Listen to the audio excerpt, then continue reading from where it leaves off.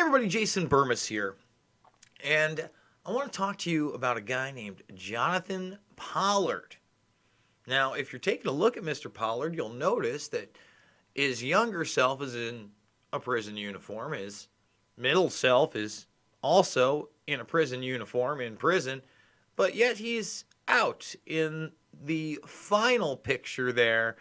And why is that important? Well, because Jonathan Pollard was caught committing espionage against the United States on behalf of Israel. Now, of course, at first when he was caught working for the Navy at the time, he had actually applied to both the Central Intelligence Agency and the Navy, but failed a polygraph under the CIA, so went with the Navy instead. All of this took place during the 80s, and it was kept pretty hush-hush from the public. Now, he's already been released from prison. That alone was a huge accomplishment for Israel, as they were lobbying for this again and again and again after finally taking credit for his work. And now it looks as though he will actually be able to be extradited to Israel before the next election. And there are so many reasons that this is a story that is extremely important to go over.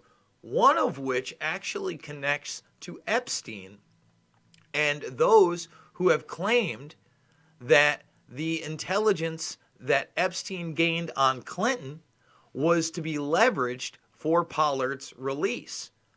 Also, if you watch my film Fabled Enemies, which has about a 20-minute section on the Israeli operatives involved in 9/11, not just the people on roofs, not just the people in vans, Amdocs and Converse as well, but they mention how Jonathan Pollard was the last person to be caught spying on the United States on behalf of Israel.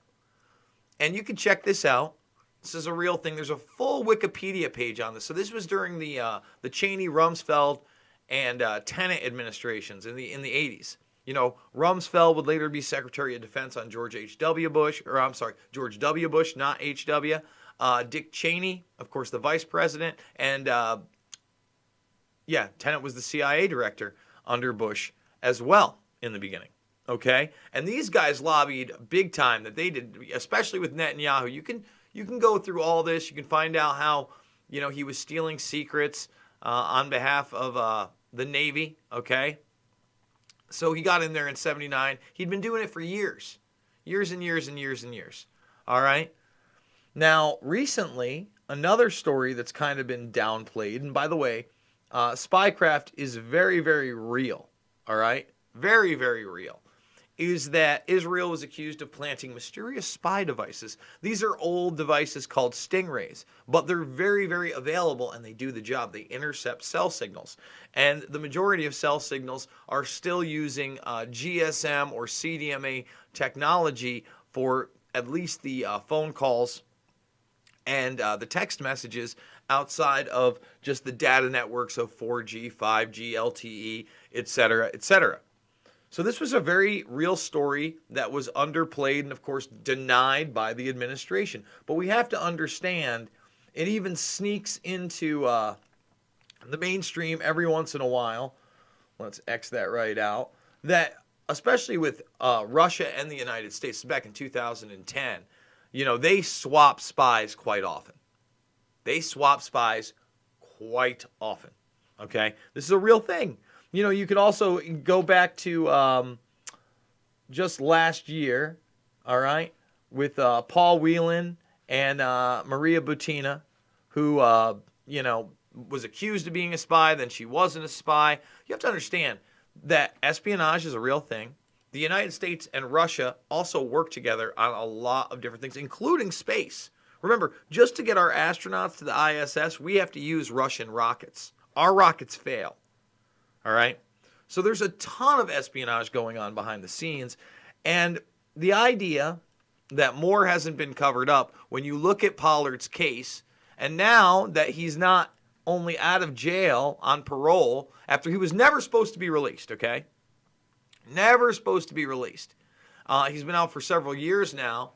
He served 30 years in prison for providing sensitive intelligence to Israel. Now, to say that there are not more Israeli intelligence agencies and assets, and really private organizations like Black Cube doing the same exact thing in this country, is nuts.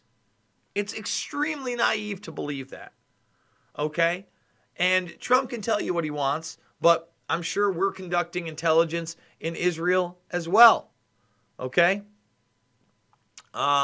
It's a matter of life and death. It's a very human issue. It's a crisis for my wife and me. I mean, you're a spy. You've got caught. You got caught. You should have really been in prison forever. You're lucky that you weren't killed. In other countries, you do this, they kill you. They kill you. I asked Netanyahu to personally contact President Trump and request relief on my terms of release. I'm confident and hopeful that Netanyahu will make this call. I'm sure he will make the call. Okay? I'm sure he will make the call. You know, Pollard's like a hero over there for Israeli intelligence. Flick off. Careful, Jason. If you talk about Israel, you are going to break... I'm not even going to say that name, his narrative, that you are a limited hangout and that doesn't talk about Israel. I put it to him that he is the limited hangout that only talks about it. Listen, it's a big world, man. It's a big world. There's 8 billion plus of us. I want to explain that. All right, as I've talked before, I often talk about that Anglo-American Israeli-U.S. alliance, right? Well, let's take a step back from just like Israel and the United States, you know, in the Middle East, obviously having that alliance, but then obviously within the United States trying to control as much of that policy as possible. You look at Les Wexner, for instance, and the Wexner Group, right? That's a huge thing. That's a private policy group to keep the United States entrenched in the Middle East for that full spectrum dominance.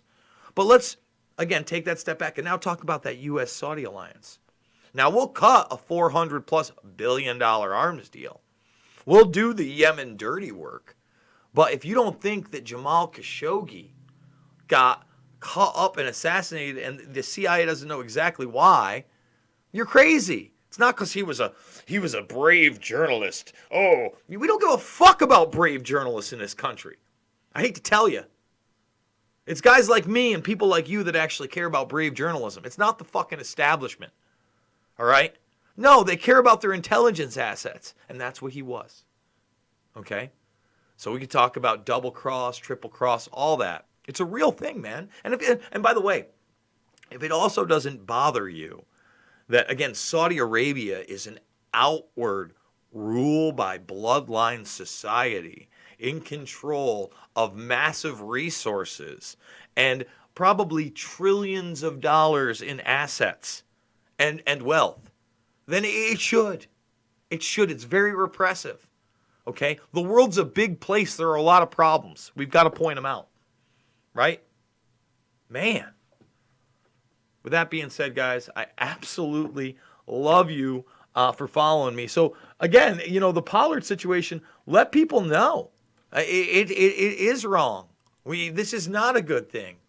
For again, an American citizen to eventually be rewarded for committing real treason. Think about that, Trump. Think about making America great again and America first. Is that America first, Mr. Trump? Is it? No. And I get it. Netanyahu's patting you on the back and there's been no greater friend to Israel. In his opinion, it's not an excuse. It's not okay. All right? So hopefully this doesn't happen. This is a misreport, but we've already seen how far it's gone. All right? So guys, thumbs this video up, sub and share. Here's the deal, guys.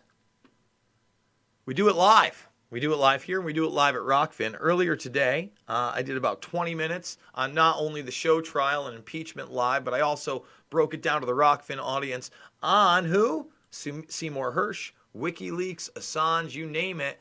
the new Peter Strzok FBI documents nobody's talking about. If you haven't seen that video, that's an important video to check out. But if you want to financially support me, you go to rockfin.com/Jason Burmis. You hit that endorse button. You join for $9.99. Now, listen, even if you don't want to support me financially here on Rockfin, I post other things here for free, including Shade the Motion Picture in high def.